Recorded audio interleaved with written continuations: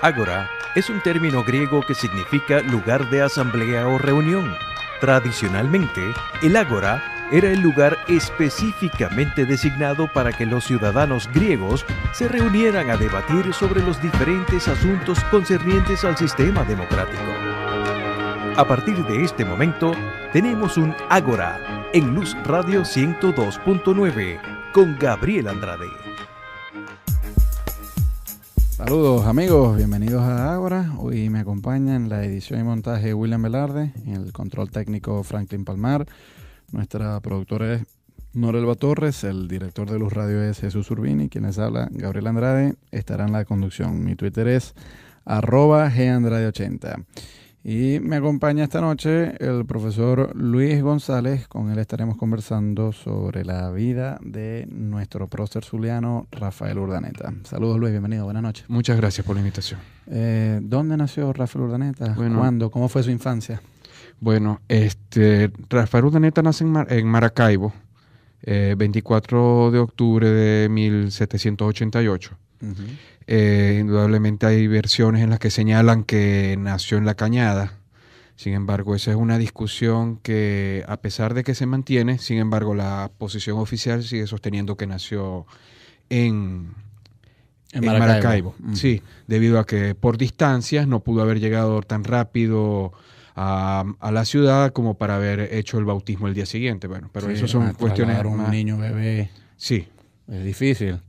Sí, esencialmente o se pudo haber hecho por el lago o por un largo y penoso recorrido terrestre, pero bueno, claro. eso es... venía de familia acomodada. Familias, fundamentalmente un comerciante uh-huh. de origen vasco. De origen vasco. Es decir, porque algo que hay que señalar es que, aunque se ha señalado que la buena parte de nuestra tradición local es andaluza, sin embargo, a finales del siglo, durante el periodo colonial, hubo una fuerte migración de componentes vascos y catalanes a la ciudad que terminaron constituyendo buena parte de la élite comercial de una ciudad-puerto, pues. Y en el régimen colonial español, pues esto era una familia de blancos criollos.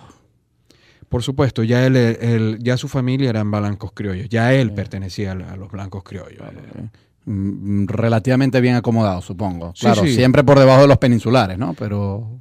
Por supuesto, forma parte de la élite comercial de la ciudad, la familia Urdaneta. De hecho, emparentada con otras familias, como la familia Farías, por ejemplo, que también es una familia importante dentro de la ciudad. Uh-huh. Bueno, sí, era esencialmente una familia acomodada. De hecho, su tío, y por eso es que Urdaneta nace en 1788, pero en 1806 viaja a Bogotá. Uh-huh. Y llega a Bogotá fundamentalmente porque su tío es oficial de renta, uh-huh. Oficial real de renta en Bogotá. Era un hombre viudo, sin hijos, y invita a que sus hermanos le envíen a sus hijos para que lo acompañen. Rafael Urdaneta desde Maracaibo, pero por ejemplo llega otro sobrino desde Montevideo. Imagínate cómo se dan las relaciones familiares y las relaciones políticas entonces. ¿Cómo transcurre su infancia? ¿Va a hacer este viaje a Bogotá? ¿Qué más? Bueno, él llega a Bogotá fundamentalmente por invitación de su tío Martín Urdaneta, y comienza porque la idea es que se inscribe en el Colegio de San Bartolomé. El Colegio de San Bartolomé es una institución educativa muy, muy importante en Bogotá. Y de hecho es en esta institución donde conoce a algunos personajes que serán importantes en la historia de Venezuela y la Nueva Granada y Colombia en los años siguientes. Es decir, con quien se codea Rafael Urdaneta en el Colegio de San Bartolomé, conoce a Santander. ¿Okay? Fue su compañero de estudio. Santander, Francisco Paula Santander. Francisco de Paula Santander, que era un joven que provenía que venía de Cúcuta. Es decir, Santander no es bogotano, sino que viene del interior de Cúcuta. Conoce a Antonio Ricaurte. Conoce a Girardot. ¿Okay?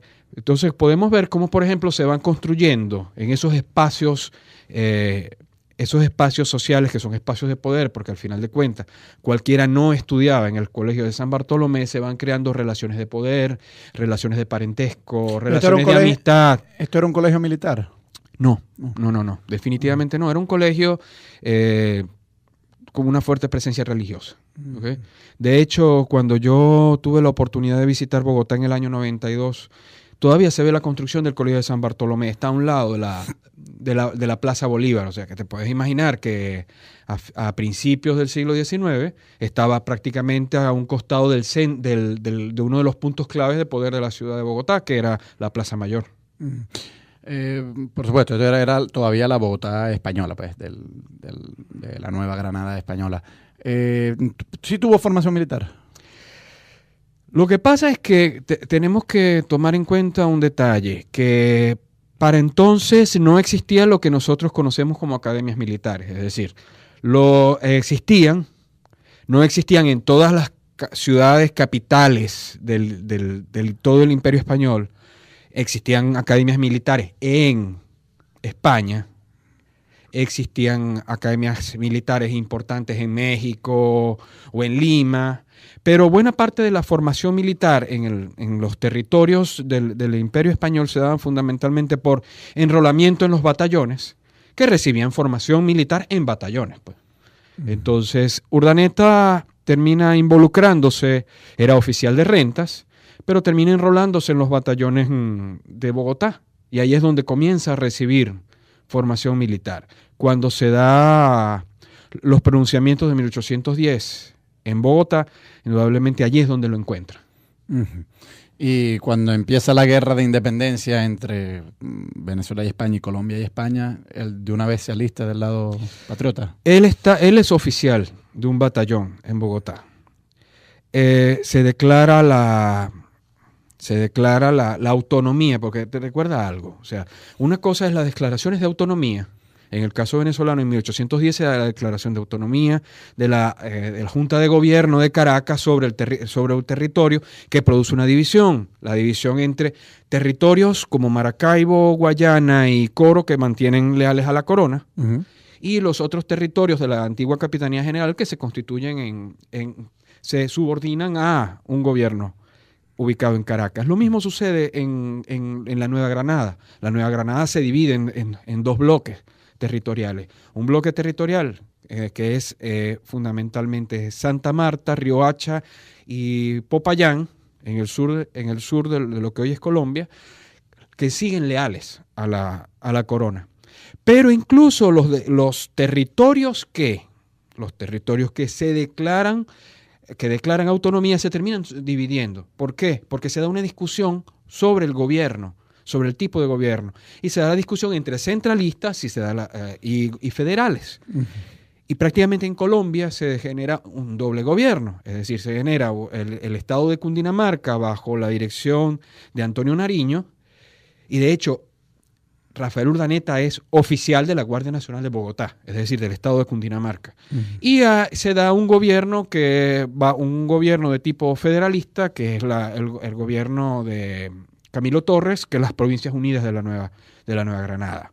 Por lo tanto, cuando debemos visualizar el proceso político en el caso de la Nueva Granada, no estamos hablando solamente de guerras entre los neogranadinos autonomistas con respecto a los realistas, sino que además de eso hay una guerra civil entre federalistas y centralistas.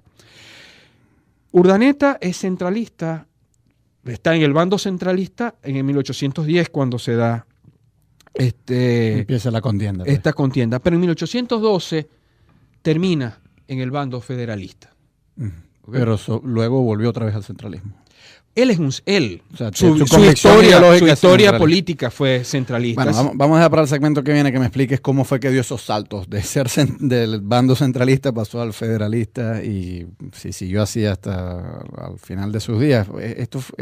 Las guerras de independencia de América fue muy común que se dieran estos saltos. No conozco tanto el caso de Colombia, pero sí sé que en el caso de Venezuela muchos de los que empezaron apoyando a Boves, pues luego se pasaron al bando de Bolívar y eso era un toma y dame.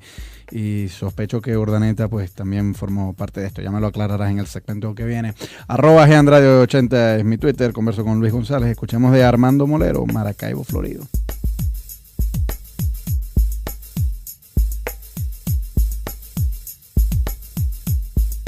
Seguimos en Ágora, @GAndrade80 es mi Twitter. Converso con Luis González sobre la vida y obra de Rafael Urdaneta. Y me decías tú en el segmento anterior, Luis, que en las guerras intestinas de los independentistas de Colombia había dos grandes bandos, los federalistas y los centralistas, que a su vez se enfrentaban al poder español.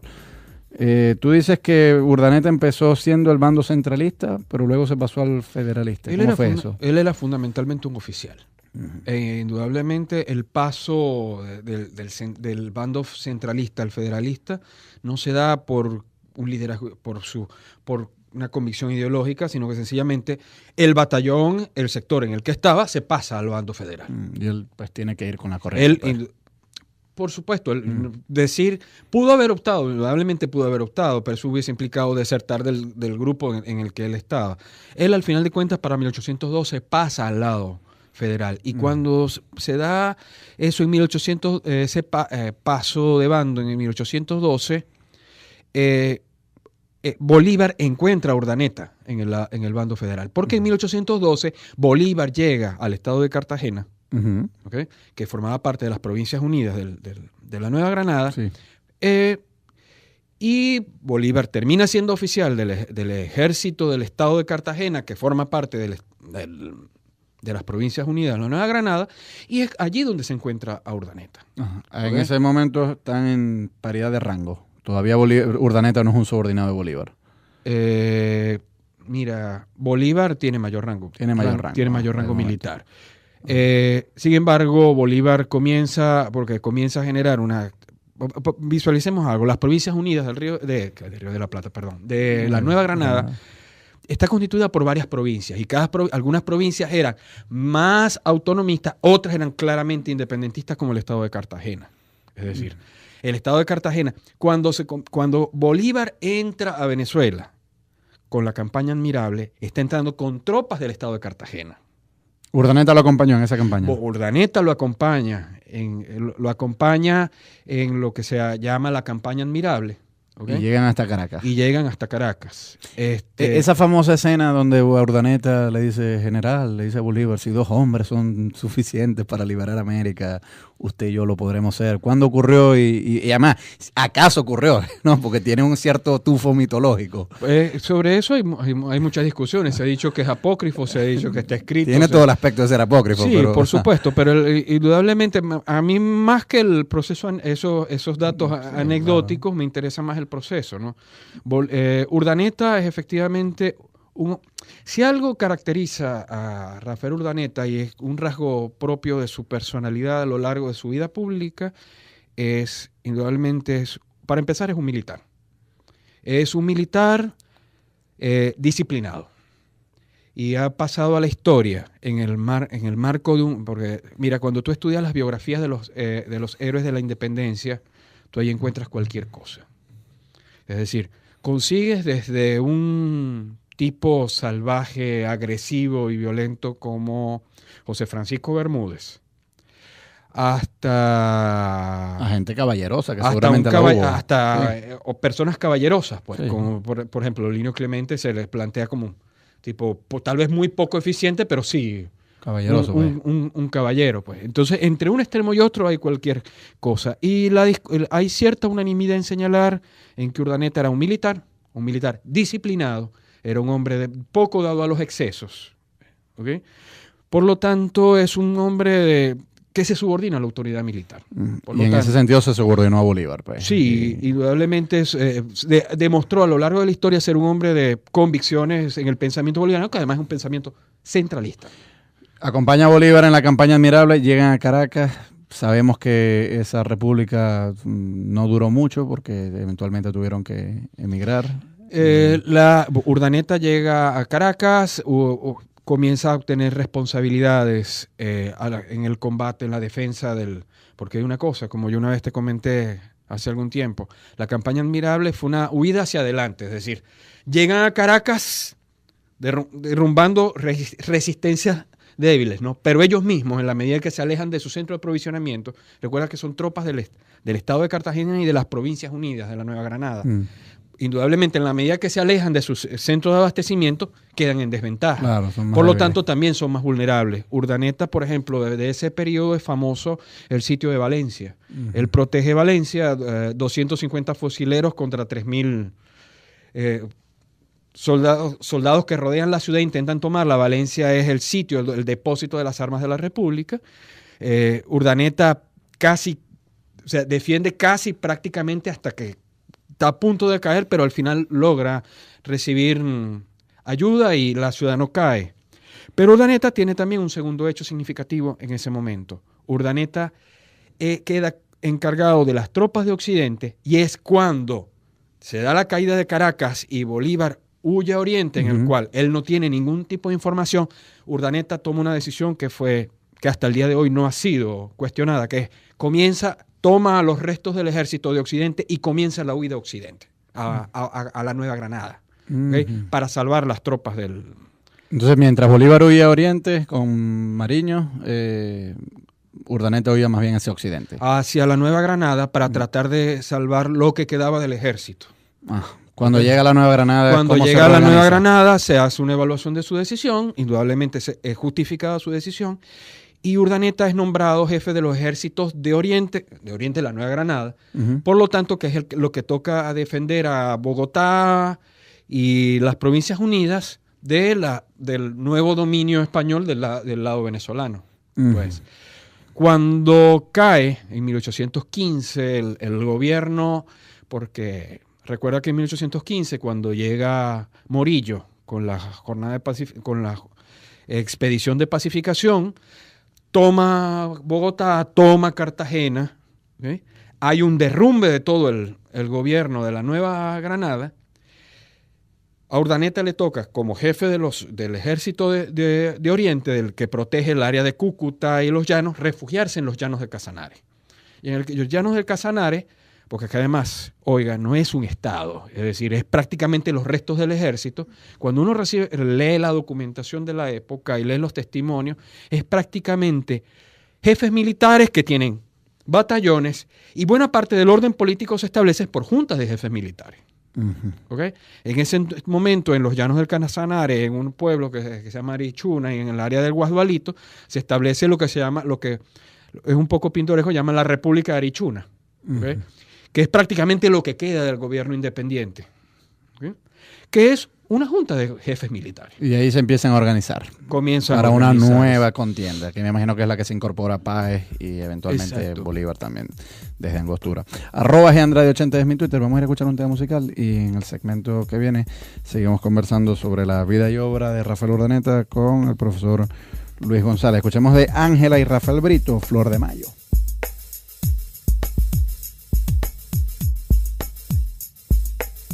Seguimos en Ágora, @GAndrade80 es mi Twitter. Hoy converso con Luis González sobre la vida y obra de Rafael Urdaneta. Después de todos estos acontecimientos, entonces Urdaneta reorganiza unos ejércitos muy informales en los llanos y ahí que nuevamente se une a Bolívar. En los llanos se organiza una junta de jefes militares, en lo cual indudablemente la figura clave es Páez, ¿okay? Pero también hay otros jefes militares significativos. La contienda se habían mantenido a pesar de que había dominio español en buena parte de lo que es territorio venezolano y lo que es territorio colombiano. Sin embargo, eran guerrillas con jefes, ¿okay? Buena parte comienzan a articularse en los llanos, algunos, pero además de eso, ya en 1817 comienza a darse la invasión de los Cayos, es decir, Bolívar comienza a entrar de nuevo por Oriente. Se establece en Angostura. Se establece en Angostura. Urdaneta se traslada de los llanos a Angostura. Y se pone bajo las órdenes nuevamente. Se vuelve a subordinar. Es decir, si algo caracteriza la permanencia es la lealtad a la autoridad de Bolívar. Desde Angostura, Bolívar hizo una famosa campaña que cruzó los Andes y atacó Bogotá prácticamente por la retaguardia. ¿Urdaneta lo acompañó en esa campaña? Urdaneta no participa en la reconquista de la Nueva Granada. ¿Qué hace mientras tanto? Queda como jefe militar en la zona, en el área de Angostura y en los llanos. Sin embargo, Bolívar, ¿cómo te digo? El gobierno en Angostura queda en manos de Arismendi, de Mariño, es decir, de los sectores antibolivarianos. Urdaneta queda prácticamente sin control de tropas. Él va a la Nueva Granada en reencontrarse con Bolívar, otra vez para participar con Bolívar. Cuando se lo encuentra que viene de regreso, cuando ya ha reconquistado Bogotá y el área de la Nueva Granada. Por lo tanto, cuando Bolívar regresa a Angostura, regresa a imponer el orden de nuevo y a imponer su autoridad. ¿Okay? Urdaneta forma parte de ese Congreso de Angostura en el que... Famoso congreso. Sí, el famoso Congreso de Angostura. Urdaneta no solamente es un operador militar significativo para Bolívar, también es un operador político significativo. Y siempre fue el hombre de confianza de Bolívar. Fue un siempre hombre de confianza. Nunca se puso en duda su lealtad. Nunca. O sea, un bolivariano a todo cabal, pues. A todo cabal, y lo demostró prácticamente hasta su muerte. Las grandes batallas que ya sellaron la independencia de Venezuela y bueno, las de otros países de América, Batalla de Carabobo, Batalla de Ayacucho, ¿participó en ellas Urdaneta? Se planteó que Urdaneta no pudo participar en la Batalla de Carabobo, que digamos que el primer eslabón, porque en el año 1821, 28 de enero, se declara la independencia de Maracaibo, la provincia de Maracaibo, que seguía bajo control español. Se declara la autonomía. Urdaneta regresa a Maracaibo después en 1821, 15 años después de estar alejado de su ciudad natal, y para tomar el control militar de la zona, y como jefe militar de la zona le toca organizar las tropas que van a Carabobo unos meses después. Sin embargo, las condiciones de salud de Urdaneta no le permiten participar en la batalla de Carabobo. Cuando después de la batalla de Carabobo y la batalla naval del Lago, en el cual se termina de sellar la autoridad republicana sobre todo el territorio, y se comienza a organizar las expediciones del sur, las condiciones de salud de Urdaneta no le permiten que tampoco participó en la batalla participar no participa ni en la reconquista de Quito, en la conquista de Quito, tampoco Lima, tampoco no estuvo en ninguna gran batalla gloriosa, pues. Porque es que además es un hombre de organización de logística más que de acción. Este es un punto significativo. Por eso yo te estoy diciendo que Urdaneta no es solamente un operador militar, lo fue, pero indudablemente fue un operador político. Es prácticamente la figura clave del Partido Bolivariano en la retaguardia mientras Bolívar está en la expedición. Por eso que nunca lo vamos a ver en un retrato montado a caballo con un sable en una batalla, porque su genio estuvo más en la retaguardia organizando los recursos. Indudablemente, por supuesto, siempre esas figuras también son significativas. Sí, claro. Lo que pasa es que no vienen a formar parte de las epopeyas militares. Claro. ¿Okay? Sin duda. Pero en las guerras hacen falta cerebro para ganarlas. Y es una figura, Urdaneta es el intendente del Zulia entre 1825 y 1827. Es decir, cuando Bolívar viene del sur a reimponer el orden con la Cociata en Caracas, y llega a Maracaibo, se consigue a Urdaneta como el intendente del Zulia. Es decir, el departamento del Zulia está en orden porque Urdaneta está en el Zulia. Pues. Esto es un aspecto significativo.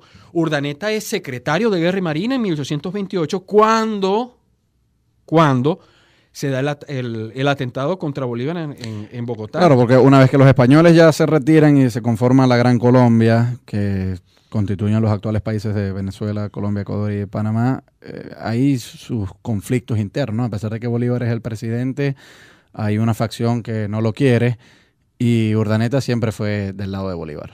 Sí, bolivariano a toda la figura. costa. Y una cosa, cuando se cuestiona al Partido Bolivariano y cuando se cuestiona a la autoridad de Bolívar, debajo de Bolívar pero la gran figura clave en Bogotá del Partido Bolivariano es indudablemente Rafael Urdaneta. Quiero hablar sobre la ejecución de Santander, que este es un punto bastante controvertido. Cuando Venezuela amenaza a Colombia con la separación, que surge este movimiento que tú mencionaste, la Cociata, Bolívar regresa a sus campañas en el Perú, trata de arreglarse con Páez, hay un arreglo momentáneo, pero luego Páez se voltea y sigue insistiendo con su amenaza de secesión. Entonces Bolívar, para tratar de ejercer mayor control desde Bogotá y poner freno a las amenazas secesionistas, pues decide convocar una convención, la famosa Convención de Ocaña, para imponer una constitución que le da más poder al Ejecutivo, para así controlar mejor las cosas. Eso no prospera, porque no logran aprobar esa constitución. Bolívar, yo no sé si da un golpe de Estado o algo parecido, pero asume poderes dictatoriales y entonces ahí empieza una gran crisis. Y claro, frente a estos poderes dictatoriales que Bolívar asume, se conforma una conspiración en su contra, y el Partido Bolivariano acusa al cabecilla aparentemente más evidente, que era Francisco de Paula Santander. Se le hace un juicio, pero según yo tengo entendido, nunca hubo pruebas contundentes que incriminaran a Santander en esta conspiración que intentó matar a Bolívar. Y quien presidió ese juicio y firmó la sentencia de muerte del propio Santander fue Urdaneta, a pesar de que luego Bolívar le perdonó, derogó esa sentencia. Y eso generó fricciones que fueron conocidas públicamente. Entre Bolívar y Urdaneta. Sí, Urdaneta dice, he cargado yo con el éncono de los conspiradores. Es decir, es una forma de decir oye, los castigo y después vienes y me retiras la autoridad. Había evidencia contundente en contra de Santander. No sé. No conozco bien la documentación. Cuando lo que he leído al respecto, depende mucho de qué lado esté históricamente. Es decir, los defensores de la figura Bolívar. Yo he leído que no, y por eso te lo pregunto. Que esto fue un juicio político a todas luces, y si fue así, yo creo que eso es una mancha sobre el expediente de Urdaneta, porque es prácticamente un juez corrupto que estaba dispuesto a sentenciar a alguien a muerte para mostrar lealtad a su jefe Bolívar, pasándose por encima la justicia. Lo que he leído, eso indudablemente, también he leído que no, que efectivamente Santander estaba involucrado. Es decir, sobre eso se ha dicho muchas cosas. Bueno, pero hay un principio jurídico elemental: indubio pro reo. Si hay dudas, si no hay evidencia contundente, si la cosa está muy escabrosa, es mejor suspender una sentencia, y una sentencia tan grave como una condena de muerte, como la propia que firmó Urdaneta, ¿no?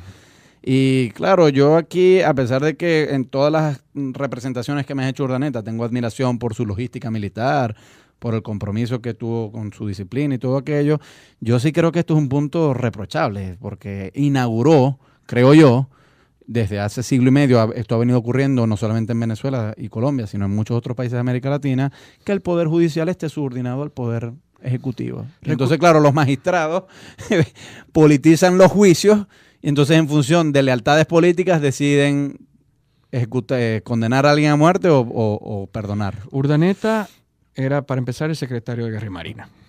Segundo, eran militares, juzgando militares. Tercero, una época en que la institucionalidad pasaba entonces prácticamente a ser un estado en armas. ¿Okay? Comparto contigo indudablemente que no creo que Santander haya recibido todas las garantías procesales, porque para empezar no estoy muy seguro que en aquel entonces hubiese existido eso, ¿no? Bueno, existen por lo menos como derecho natural. Puede ser que no estuvieran escritas en la ley como derecho positivo, pero yo sí creo en la existencia de un derecho natural. Y yo creo que haya o no haya procedimientos formales, yo creo que todo acusado tiene el derecho de defenderse, ¿no? Y de que se presenten evidencias, y que si esas evidencias no están, no se le puede juzgar. Por supuesto. En aquel entonces yo dudo mucho que los juicios militares fuesen imparciales. De hecho, no creo que... Porque antes de ese caso está el caso Piar, por ejemplo. Claro. Pero Urdaneta no tuvo nada que ver en el caso de Piar. No.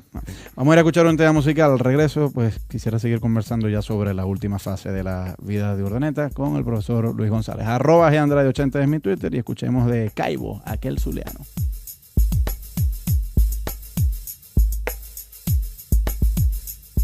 Seguimos en Ágora, @Gandrade80 es mi Twitter, y converso con el profesor Luis González sobre la vida y obra de nuestro prócer zuliano Rafael Urdaneta. Yo te comentaba en el segmento anterior un aspecto de la vida de Urdaneta que yo considero reprochable, que fue cómo él llevó el caso del juicio de Santander.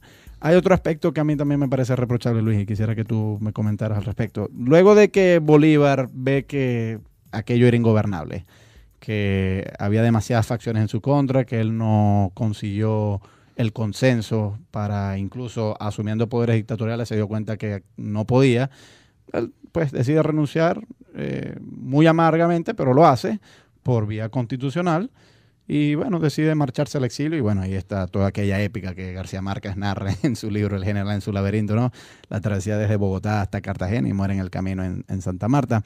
Ahora, en ese momento, Urdaneta, que está destacado en Bogotá con unos batallones en su poder, decide dar un golpe de Estado para tratar de convencer a Bolívar de que regrese al poder. Y caramba, a mí francamente esto también me parece reprochable porque es otra muestra de gorilismo latinoamericano, de que cuando un jefe que a mí me gusta renuncia por vía legal y sus sucesores asumen el poder también por vía legal, yo a lo bravo doy un golpe para que mi general regrese. De eso estamos muy acostumbrados en nuestra historia, tristemente. Yo lo reprocho, pero quisiera que tú me explicaras cómo fue ese incidente y cuál es tu juicio. Luego de la renuncia de Bolívar, lo suceden dos importantes políticos también ligados al partido bolivariano, que es Mosquera y Caicedo. Sin embargo, no logran imponer la autoridad. Urdaneta, que una de las figuras claves dentro del partido bolivariano y que tiene influencia sobre las tropas en la ciudad, indudablemente inicia un movimiento y se hace con el control, intentando no solamente restablecer la autoridad bolivariana. Pero llamemos a las cosas por su nombre, un golpista. No, por supuesto, es un golpe de Estado. O sea, como Pérez Jiménez, como Chávez intentó hacer, como Videla, como todos esos. Pues. Sí, por supuesto, fue un golpe de Estado y porque no solamente restablecer a Bolívar, porque es que además la sobrevivencia del proyecto colombiano. Cuando hablamos del proyecto colombiano, estamos hablando de la República de Colombia, la Colombia la Grande, la Gran Colombia, pasaba por la persistencia de Bolívar en el gobierno. Pero indudablemente la naturaleza no dio para más. Claro. No duró mucho este golpe y Urdaneta, pues, viendo que Bolívar no iba a regresar, cedió el poder. Sí, sí. ¿Qué hace de Urdaneta? De hecho, sencillamente entrega el poder, se reconstituye un nuevo gobierno y Urdaneta y buena parte del partido bolivariano debe irse al exilio.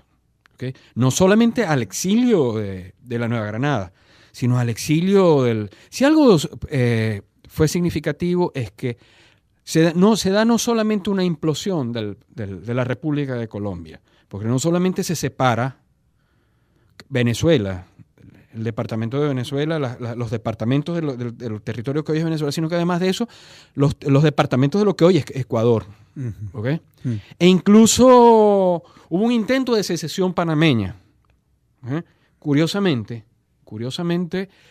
el liderazgo de este intento de secesión panameño que no logra separar el territorio de Panamá, fue fusilado y uno de los fusilados fue el general Luis Urdaneta, primo hermano del general Rafael Urdaneta. Uh-huh.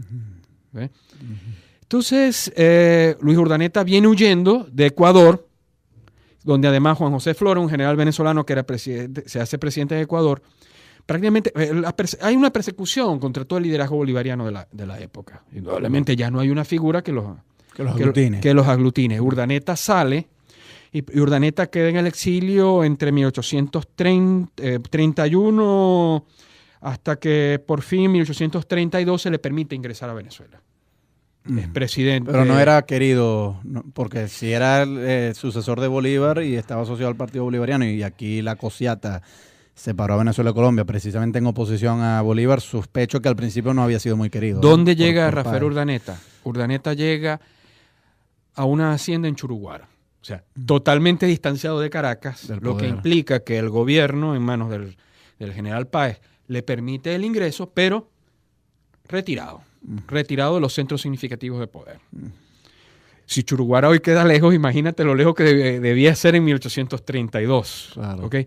Y no es hasta 1834 cuando Urdaneta comienza a asumir de nuevo funciones públicas por parte del gobierno. Es decir, el gobierno comienza a otorgarle comienza a otorgarle responsabilidades públicas. Es decir, el propio Páez. 2 años después, es decir, estamos hablando prácticamente de un periodo de consolidación de confianza. Y a partir de entonces Urdaneta demuestra, 1, para empezar, una lealtad al pensamiento bolivariano.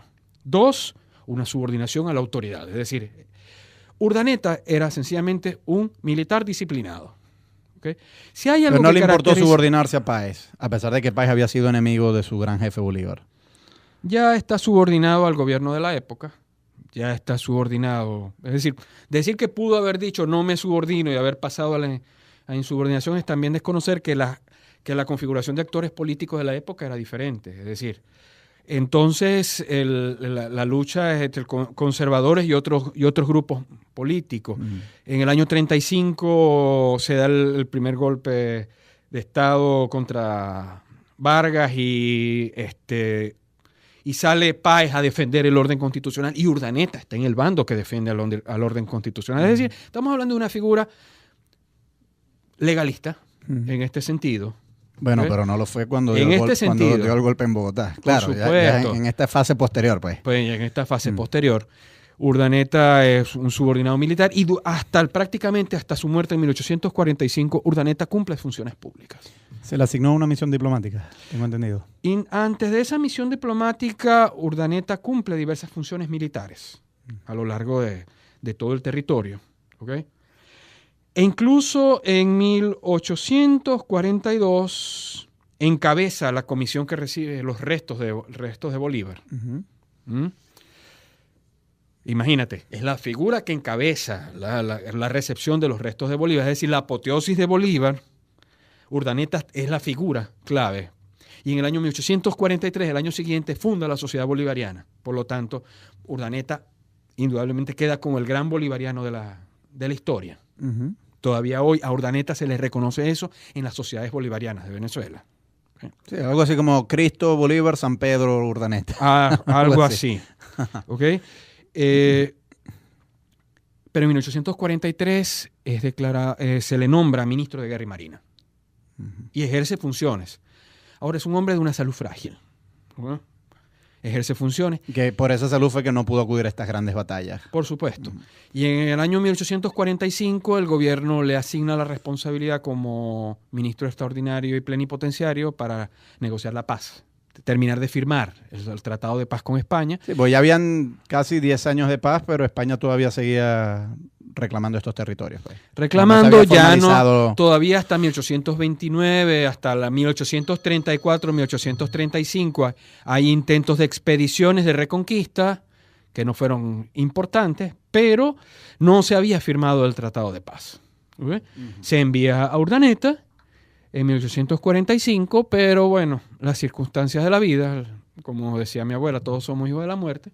Urdaneta se complica su situación de salud y Urdaneta muere el 23 de agosto de 1845 en París. Sin poder firmar los tratados. Eso. No, los tratados se firman luego.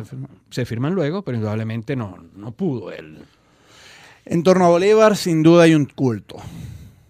Yo creo que es imposible caminar por cualquier ciudad venezolana y negarlo. En torno a Urdaneta hay un culto. Sí. Yo creo que lo hay. En la región zuliana solamente. Para empezar, la fundación de la Sociedad Bolivariana constituye a Urdaneta la gran figura del inicio del culto bolivariano en Venezuela. ¿Okay? Páez se aprovecha del retorno de los restos de Bolívar. Pero la gran figura, el sumo sacerdote prácticamente es Urdaneta. Y así lo sostienen hasta el día de hoy las sociedades bolivarianas. En segundo lugar, alrededor de Urdaneta, así como Bolívar es el gran héroe nacional venezolano, eclipsando a todo el resto de los héroes militares. Ni siquiera te estoy hablando de los civiles, porque a los civiles se los hizo desaparecer, a todo el liderazgo civil. Pero eclipsa a los héroes militares venezolanos Urdaneta eclipsa todo el liderazgo. Hay toda una serie de figuras históricas en el caso zuliano que han caído en el olvido al enfatizarse la figura de Urdaneta. ¿Okay? Bueno, yo creo que deberíamos ofrecer una perspectiva crítica como hemos intentado hacer en este programa y espero que nuestros políticos que tanto usan el nombre de Urdaneta para convocar masas, pues asuman esta perspectiva crítica que historiadores como tú ofrecen. Luis, muy agradecido por haber venido a Ágora. Cuando quieras regresar, acá te esperamos.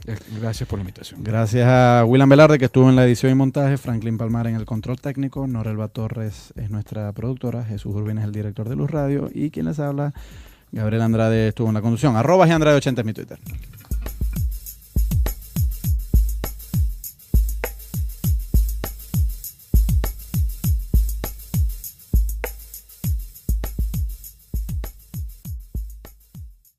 Familias, fundamentalmente un comerciante de origen vasco.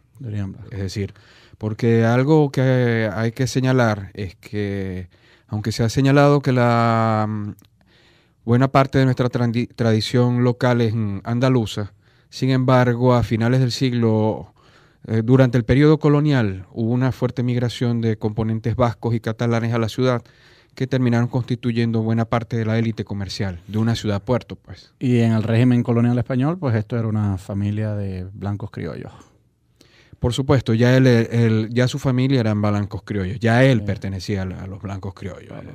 Relativamente bien acomodado, supongo. Sí, claro, sí. siempre por debajo de los peninsulares, ¿no? Pero por supuesto, forma parte de la élite de la élite comercial de la ciudad, la familia Urdaneta. De hecho, emparentada con otras familias, como la familia Farías, por ejemplo, que también es una familia importante dentro de nuestro prócer zuliano, Rafael Urdaneta. Saludos, Luis, bienvenido, buenas noches. Muchas gracias por la invitación. ¿Dónde nació Rafael Urdaneta? Bueno, ¿cuándo? ¿Cómo fue su infancia? Bueno, Rafael Urdaneta nace en Maracaibo, 24 de octubre de 1788. Indudablemente hay versiones en las que señalan que nació en La Cañada. Sin embargo, esa es una discusión que, a pesar de que se mantiene, sin embargo, la posición oficial sigue sosteniendo que nació en Maracaibo. Sí, debido a que por distancias no pudo haber llegado tan rápido a la ciudad como para haber hecho el bautismo el día siguiente. Bueno, pero sí, eso son cuestiones un más... niño bebé. Sí. Es difícil. Sí, esencialmente o se pudo haber hecho por el lago o por un largo y penoso recorrido terrestre, pero bueno, claro. eso es... venía de familia acomodada.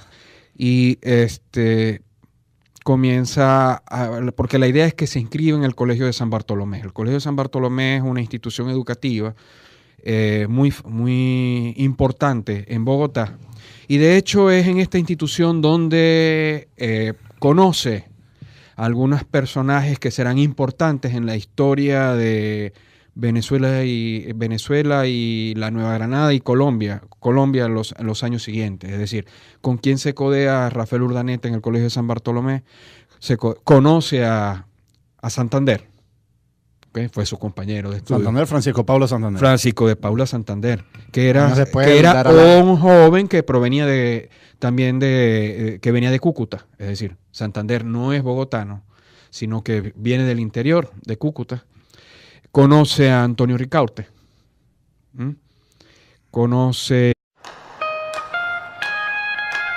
Ágora es un término griego que significa lugar de asamblea o reunión. Tradicionalmente, el ágora era el lugar específicamente designado para que los ciudadanos griegos se reunieran a debatir sobre los diferentes asuntos concernientes al sistema democrático. A partir de este momento, tenemos un ágora en Luz Radio 102.9 con Gabriel Andrade.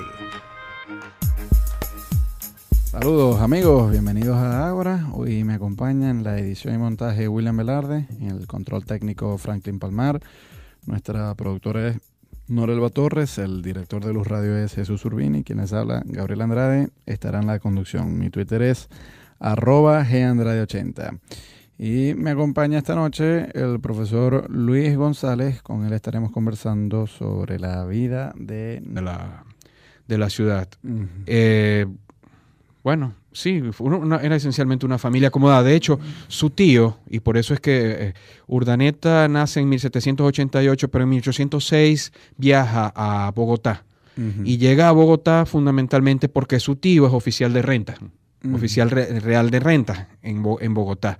Era un hombre viudo, sin hijos, y invita a que sus hermanos le envíen a sus hijos para que lo acompañen. Rafael Urdaneta desde Maracaibo, pero por ejemplo llega otro sobrino desde Montevideo. Imagínate cómo se dan las relaciones familiares y las relaciones políticas entonces. ¿Cómo transcurre su infancia? ¿Va a hacer este viaje a Bogotá? ¿Qué más? Bueno, él llega a Bogotá fundamentalmente por invitación de su tío Martín Urdaneta,